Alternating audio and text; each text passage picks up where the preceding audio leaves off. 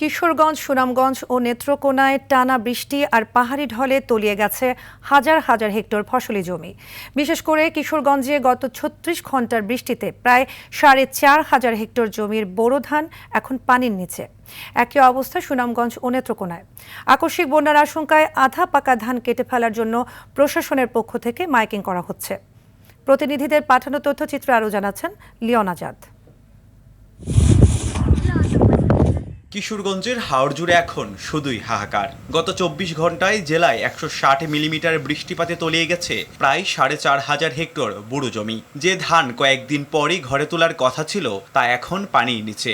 ৪০ কের ক্ষেত করছি, ৪০ কের ক্ষেত হয়ে গেছে তোলা। এখন কি করি, কেমনে কি করি? পানির তলে ডুবে গেছে, মানে কাটায় গাড়ি নেওয়ায় আনে, আমাদের দুইটা হয় বোন। ক্ষতিগ্রস্ত জমি এবং ক্ষতিগ্রস্ত কৃষকের তালিকা যথাযথভাবে পূরণ করে আমরা ঊর্ধ্বতন কর্তৃপক্ষ বরাবর প্রেরণ করব। এদিকে সুনামগঞ্জেও পরিস্থিতির অবনতি হচ্ছে। সুরমা নদীর পানি বিপদসীমার নিচ দিয়ে প্রবাহিত হলেও টানা বৃষ্টিতে হাওরের পানি বৃদ্ধি পেয়েছে। পানি উন্নয়ন বোর্ড জানিয়েছে আগামী ৩ দিন ভারী বৃষ্টির সম্ভাবনা রয়েছে। ২-৩ গার খারছি, শুকাই দেবো পারি না, বাড়িতে পচা যার ওখানে খামলার লাগে খেত খারাই দেবো পারি না।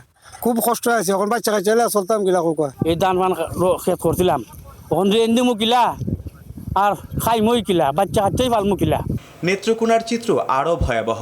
কংস নদীর পানি বিপদসীমার ৮২ সেন্টিমিটার ওপর দিয়ে প্রবাহিত হচ্ছে। কলমাকান্দা, খালিয়াজুড়ি ও মদন উপজেলার নিম্নাঞ্চলের আধাপাকা ধান তলিয়ে গেছে। নোয়াখালীর সেনবাগে টানা বৃষ্টিতে তলিয়ে গেছে কৃষকের পাকা বোরো ধান। বৃষ্টির কারণে একদিকে ধান কাটার শ্রমিক সংকট, অন্যদিকে কয়েক গুণ বাড়তি মজুরিতে দিশেহারা কৃষক। উপজেলা কৃষি বিভাগ বলছে আবাদ লক্ষ্যমাত্রা ছাড়িয়ে গেলেও টানা বৃষ্টি অব্যাহত থাকলে ব্যাপক ক্ষতির আশঙ্কা রয়েছে।